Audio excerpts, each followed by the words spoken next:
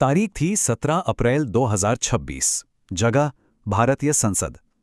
एक ऐसा bill table पर था जो महिलाओं को उनका हक देने वाला था।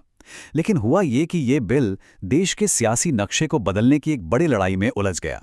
तो जो हुआ, क्या वो बस एक राजनीतिक हार थी, या फिर एक सोचा समझा मास्टर स्ट्रोक जिसका असली खेल तो पर्दे के पीछे चल रहा था? क्योंकि जब स्पीकर ने नतीजे पढ़े ना, तो सिर्फ सरकार ही नहीं बल्कि पूरा देश हैरान रह गया। सवाल तो यही है कि आखिर बहुमत वाली सरकार एक इतना जरूरी बिल कैसे हार सकती है। मतलब प्रधानमंत्री ने खुद अपील की, पूरी पार्टी मैनेजमेंट में लगी हुई थी, फिर भी ये चौंकाने वाले नतीजे क्यों आए? चलिए इस पूरी सियासी पहेली की परतें एक एक करके खोलते हैं। बिल के पक्ष में वोट पड़े 298। पहली नजर में तो ये आंकड़ा काफी अच्छा लगता है ना? लगता है कि जीत हो गई। लेकिन असली कहानी छिपी है इस नंबर में। बिल को पास कराने के लिए चाहिए थे 352 वोट। मतलब सरकार पूरे 54 वोटों से पीछे रह गई। ये सरकार के लिए एक बहुत बड़ा राजनीतिक झटका था। और हैरानी की बात ये थी कि बीजेडी जैसी पार्टियां जो आमतौर पर सरकार का साथ देती हैं, वो भी इस बार खिलाफ खड़ी थीं। तो आखिर हुआ क्या था कि पूरा का पूरा समीकरण ही बदल गया। तो आखिर गड़बड़ हुई कहां? देखिए, वजह छिपी थी संविधान के नियमों में। ये कोई मामूली बिल नहीं था, ये था एक संविधान संशोधन। और इसे पास कराने के लिए सिंपल मेजॉरिटी से काम नहीं चलता। इसके लिए चाहिए थी स्पेशल मेजॉरिटी। मतलब सदन में जितने भी लोग मौजूद हैं उनमें से कम 2/3 का समर्थन। और बस यहीं पर सरकार का पूरा गणित फेल हो गया। तो इसका मतलब क्या ये निकाला जाए कि विपक्ष अचानक से महिला अधिकारों के खिलाफ हो गया, या फिर कहानी की स्क्रिप्ट में कोई ऐसा ट्विस्ट था जिस पर किसी का ध्यान ही नहीं गया? चलिए अब इस खेल के असली नियम को समझते हैं। असल में विपक्ष की इस घेराबंदी की वजह महिला आरक्षण था ही नहीं, बल्कि बिल के अंदर छिपी हुई एक शर्त थी। एक ऐसी शर्त जो महिला अधिकार से ज्यादा राजनीतिक अधिकार छीनने और देने वाली थी। और वो शर्त थी परिसीमन, यानी डीलिमिटेशन।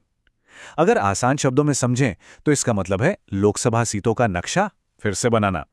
लेकिन यह सिर्फ नक्शे पर लकीरें खींचना नहीं था, ये तय करना था कि भविष्य की संसद में किस राज्य की आवाज कितनी ज्यादा बुलंद होगी।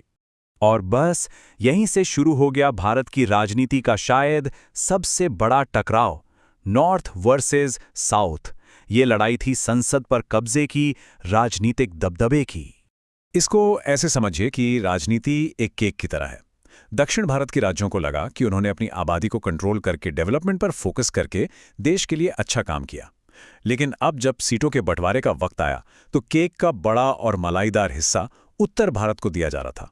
क्यों? सिर्फ इसलिए क्योंकि वहां आबादी ज्यादा तेजी से बढ़ी। मतलब एक तरह से अच्छी परफॉर्मेंस की सजा दी जा रही थी। इसको ना क्लास के 2 स्टूडेंट्स की कहानी से समझिए। एक स्टूडेंट है, मान लीजिए दक्षिण भारत, जिसने खूब मेहनत की, अनुशासन में रहा। और दूसरा स्टूडेंट है उत्तर भारत, जिसकी आबादी कह सकते हैं कि तेजी से बढ़ी। अब नियम यह बन रहा था कि क्लास में मॉनिटर वही बनेगा जिसके पास ज्यादा आबादी होगी।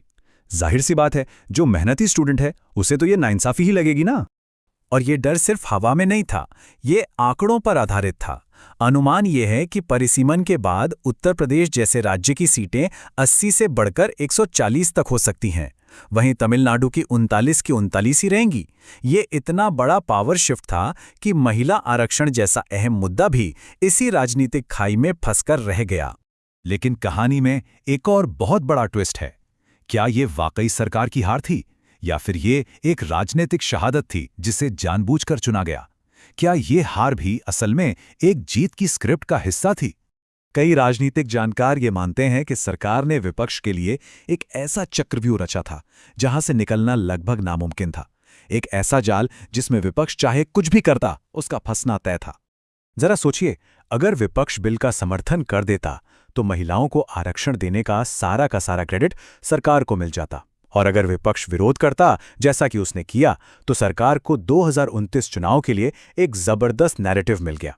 वो नैरेटिव ये है कि देखिए, हम तो नारी शक्ति के साथ हैं, लेकिन विपक्ष इसके खिलाफ है। और इसीलिए कई लोग इसे सरकार का एक कैलकुलेटेड दांव मान रहे हैं। जैसा कि एक मशहूर कहावत है, हार कर जीतने वाले को बाजीगर कहते हैं। तो इस पूरी सियासी बिसात पर आखिर में कौन जीता और कौन हारा? चलिए नतीजों का विश्लेषण करते हैं। तो नतीजा क्या निकला? सरकार के हाथ में 2029 चुनाव के लिए एक जबरदस्त प्रो विमेन नैरेटिव आ गया। विपक्ष, उसने दक्षिण के हितों की रक्षा तो कर ली, पर उस पर एंटी विमेन का लेबल लगने का खतरा भी मंडराने लगा। और इस सारी खींचतान के बीच अगर किसी का इंतजार लंबा हुआ तो वो है भारत की महिलाएं। उनका 33% आरक्षण एक बार फिर अनिश्चित काल के लिए अटक गया है। तो कुल मिलाकर ये बहस सिर्फ महिला अधिकारों की थी ही नहीं, ये तो 2029 के आम चुनाव से ठीक पहले खेला गया एक बहुत बड़ा दांव था, एक प्रॉक्सी वॉर, जिसमें असली निशाना कहीं और था। ये लड़ाई कोई आज की नहीं है। पिछले लगभग 40 सालों से भारत में महिला आरक्षण की जंग चल रही है। ये बिल कई बार संसद में आया और कई बार गिरा, लेकिन 2026 की ये हार शायद सबसे अलग थी, क्योंकि इस बार मुद्दा सिर्फ सीटों का गणित नहीं था, बल्कि भारत की आने वाली राजनीति की दिशा तय होनी थी। तो सवाल यही है, क्या ये एक सोची समझी बाजी थी या एक राजनीतिक मजबूरी? इस शतरंज के खेल में असली मात किसकी हुई, सत्ता पक्ष की, विपक्ष की, या फिर देश की आधी आबादी की? इसका जवाब शायद आने वाला वक्त ही देगा।